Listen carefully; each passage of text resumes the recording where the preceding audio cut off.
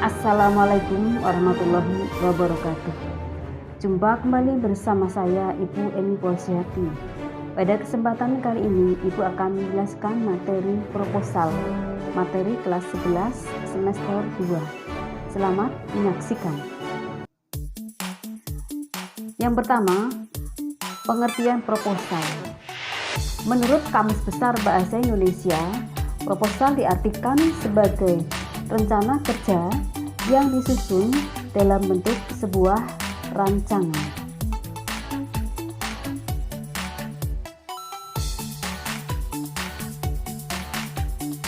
Adapun tujuan proposal itu dibuat, yang pertama adalah untuk mendapatkan bantuan dana, 2 untuk mendapatkan dukungan, dan yang ketiga adalah untuk mendapatkan perizinan.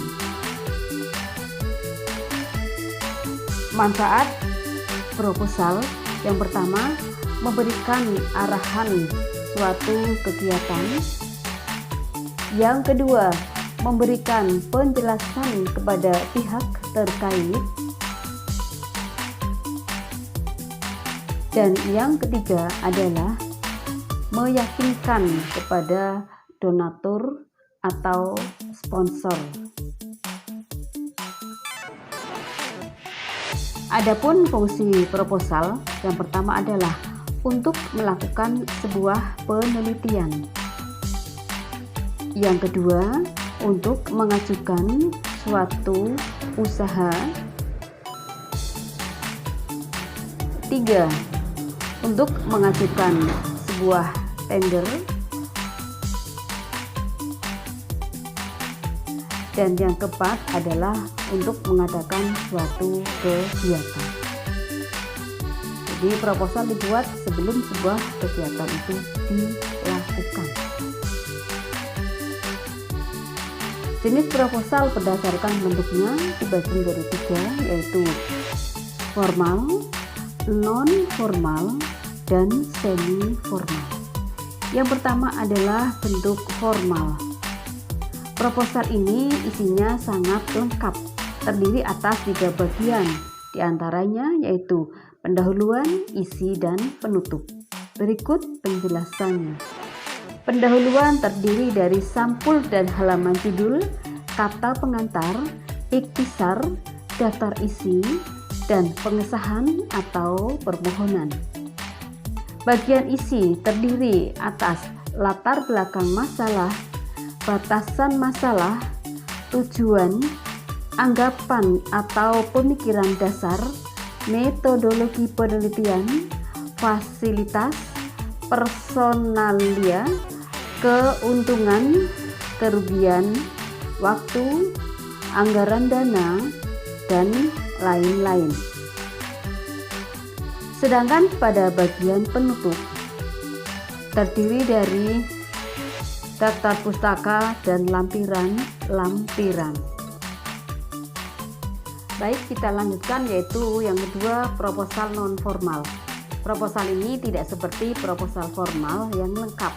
Biasanya disampaikan hanya dalam bentuk surat, berisikan permasalahan, saran-saran, pemecahan masalah, dan pengesahan atau permohonan. Bentuk proposal yang ketiga adalah proposal semi formal.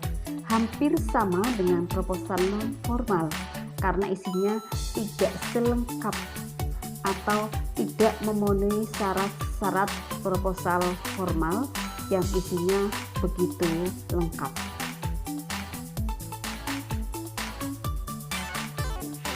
Selanjutnya, unsur-unsur proposal. Berikut ini unsur-unsur dari proposal secara umum dan dilengkapi dengan penjelasan secara singkat. Unsur proposal yang pertama adalah latar belakang masalah.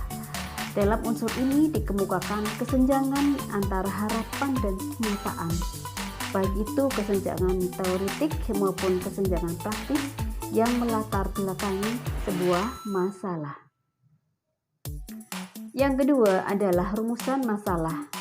Dalam unsur ini menyatakan secara tersurat berupa pertanyaan yang ingin dicari jawabannya.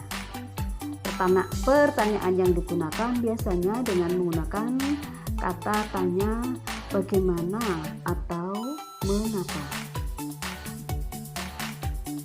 Selanjutnya adalah tujuan penelitian. Dalam hal ini, tujuan diungkapkan sasaran atau tujuan yang akan dicapai dalam sebuah penelitian. Lanjut, hipotesis. Dalam hipotesis diajukan berupa jawaban sementara masalah penelitian agar hubungan antara masalah dan jawaban menjadi lebih jelas.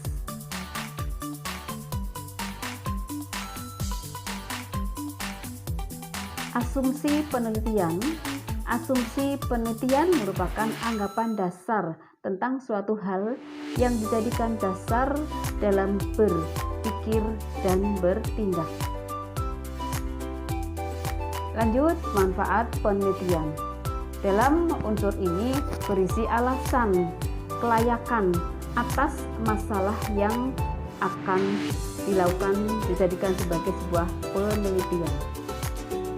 Lanjut, kita masuk ke ruang lingkup. Dalam ruang lingkup beri cakupan atau batasan masalah yang akan dijadikan sebagai ajang penelitian. Kajian pustaka. Dalam kajian pustaka berisi landasan teori yang dipakai dalam sebuah penelitian.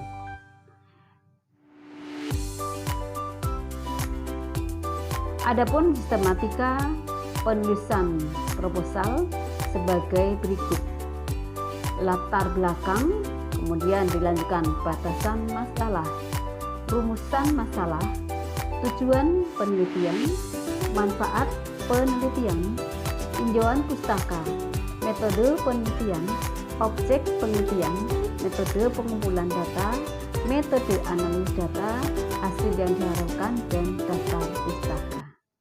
Demikian penjelasan mengenai proposal. Pada kesempatan berikutnya, Ibu akan lanjutkan materi pelajaran proposal mengenai unsur, mengenai struktur, dan kebahasaan sebuah proposal. Sampai jumpa, semoga pertemuan ini ada manfaatnya. Baik, Ibu akhiri. Assalamualaikum warahmatullahi wabarakatuh.